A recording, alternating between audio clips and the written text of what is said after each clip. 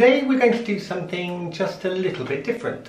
I'm going to introduce you to an aspect of my life that's a bit normalised. We're sat here at my kitchen table. I don't have my mic on again, so apologies if it doesn't work out so well. But since I'm glammed up, I thought I would take you through some of the things that I really like to do in my spare time. So, if you don't know already, I am something of a countryside girl at heart, and I am very active in sports type stuff out in the country, doing cross-country running and cycling, all that kind of stuff. And I also do lots of other stuff that is, I guess, quite related to rural life. One of which revolves around a particular hobby of mine. So I thought I'd share that with you today, just to try to give you a bit of understanding of how I might spend some of my spare time when I'm not Juliette. I don't do any of this as Juliette because it's simply impractical, but having said that, it's interesting to talk about. And today we're going to talk about the contents of this box. Now I have two things here as examples of something I prepared recently. Now I really like curing my own pork products. So that might be hams, chorizo, salamis, particularly bacon, pancetta, which is one of my favourite things to make. And what I will do is, typically once a year, I did this a couple of weeks ago, once a year I will sit down with a whole pig and I will turn that pig from nose to tail into preserved products for feeding my family. The head gets made into brawn, which if you haven't had it before, if it's well made, is delicious. And I've got loads of that in the freezer right now. The loins get made into chops and roasting joints. Sometimes they get boned out and made into rolled joints, or sometimes back bacon. The belly is always bacon or the pancetta, which I've got one here.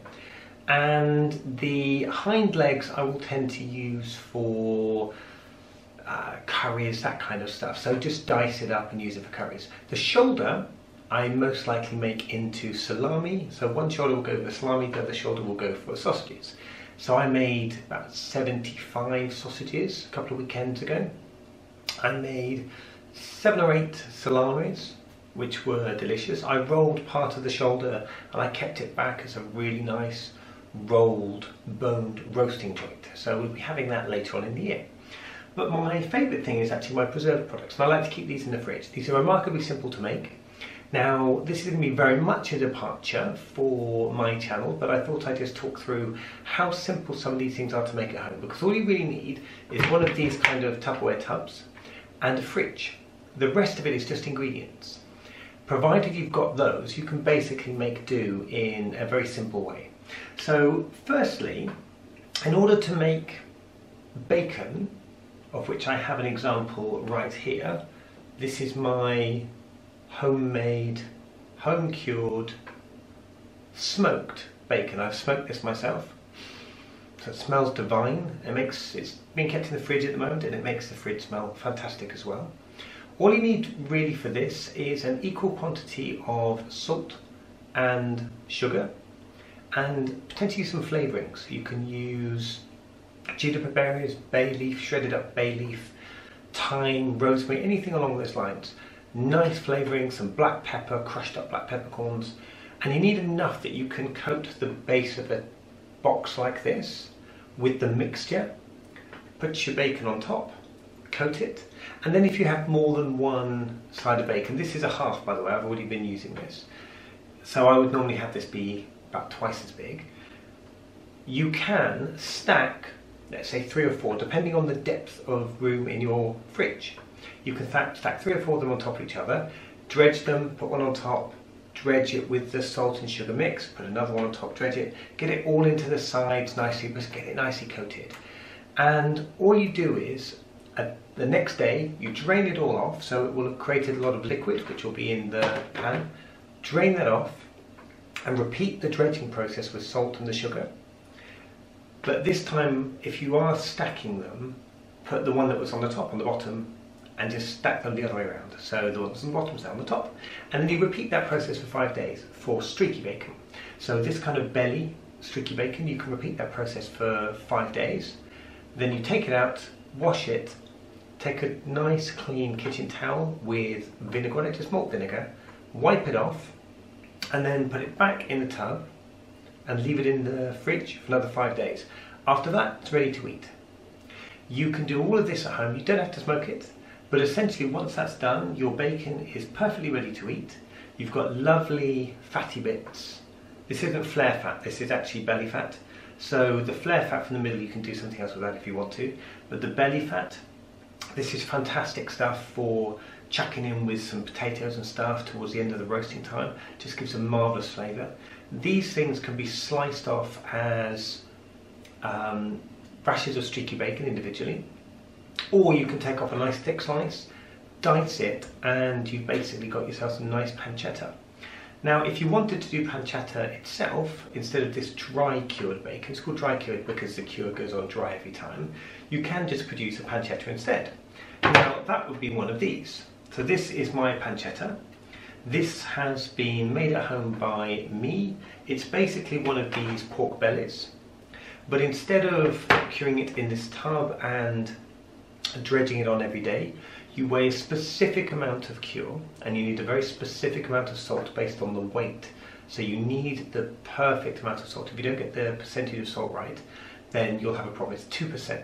So you need that some say 2.2, but basically 2% salt for the weight of the prepared pork belly. You have to take the skin off this one. Skin is still on this, so that's your skin on there.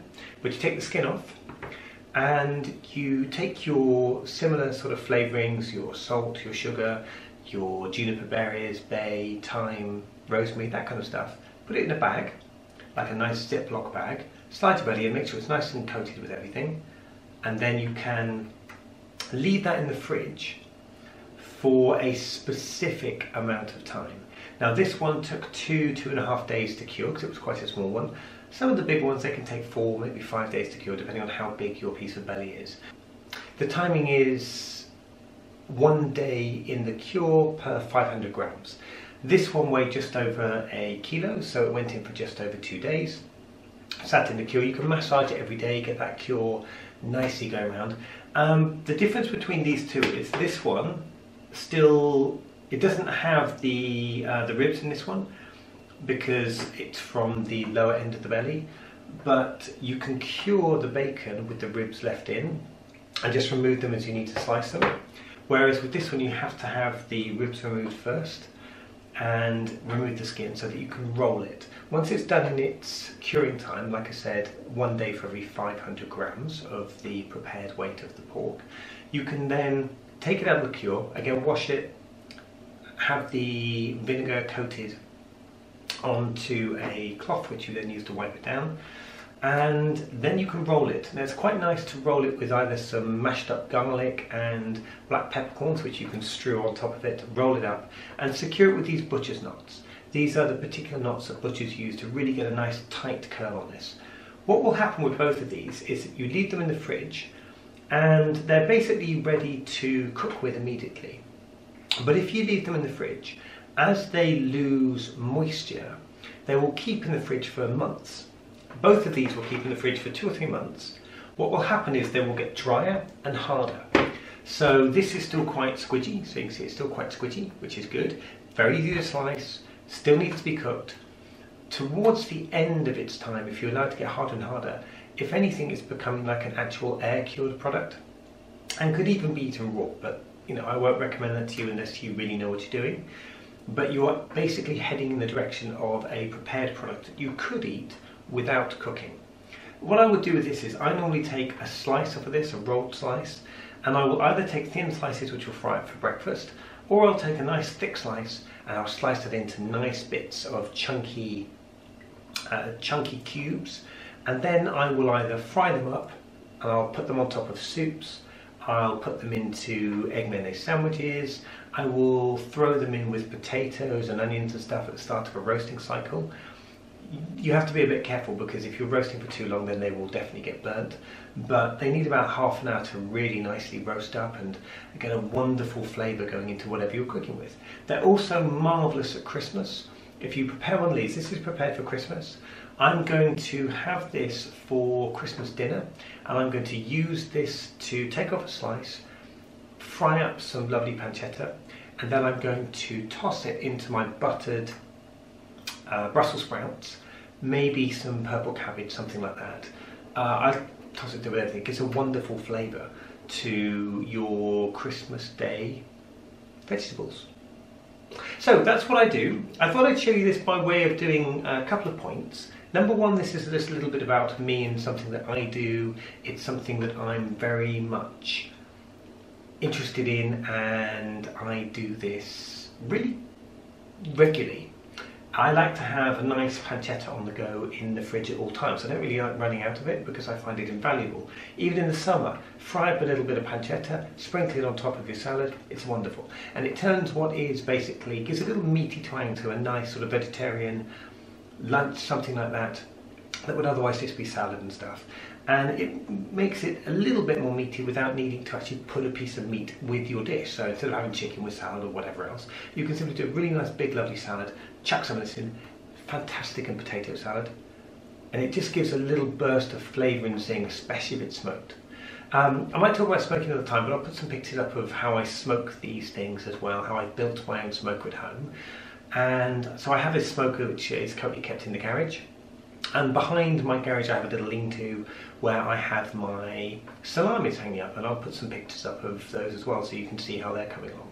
And then again I've timed those to be ready basically for Christmas, so we'll have nice salamis. Again, I'll smoke those a couple of days before I want to actually eat them so that the smoke is fresh and is, you know, really present on them. The main thing I say about smoke is if you do want to get into it, once you get a product like this, what you're looking to develop is something which I believe is called a pellicle. A pellicle is like a coating on the outside of your cured product which is quite sticky and it helps retain and grip the smoke.